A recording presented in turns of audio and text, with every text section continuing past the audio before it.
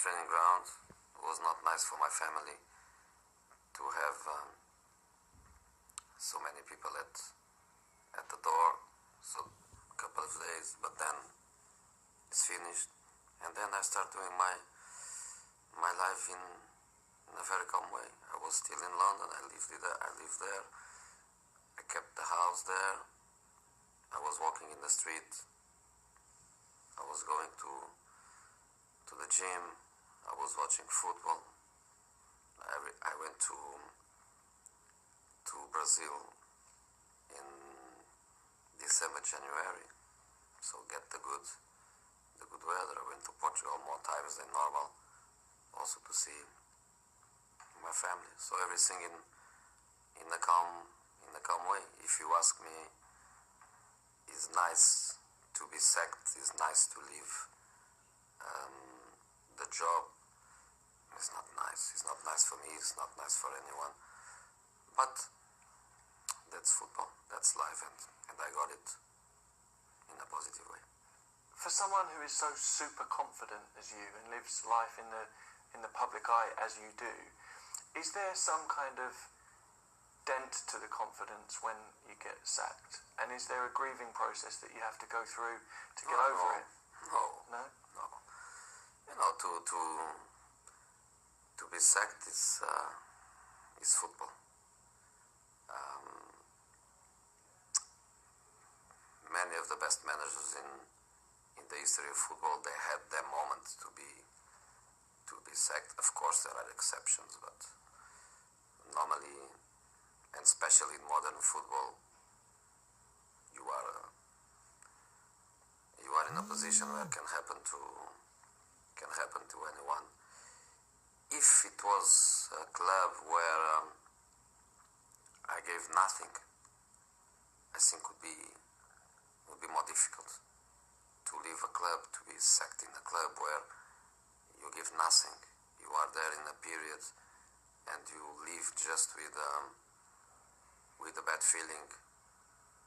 I think has to be much more difficult.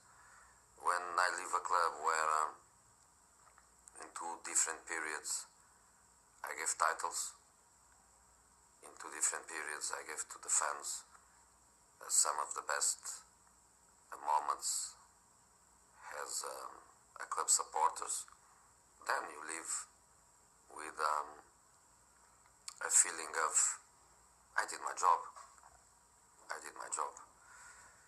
and that was the feeling.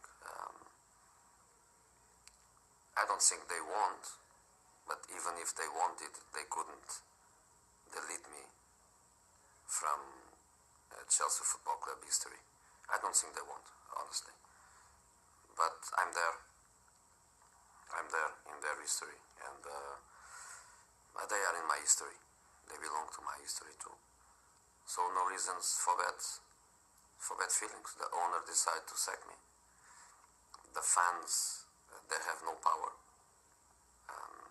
They show day by day, match after match, they show that they wanted me. But in this profile of club, the fans, they have no power. In some clubs, especially in Latin countries, with the format of club, the fans, they have real power under the boards and the presidents. In this case, with owners, the fans, they have no power. So Mr. Abramovich decided to sack me. I left, not one bad word about anything or anybody at the club, and this is my way.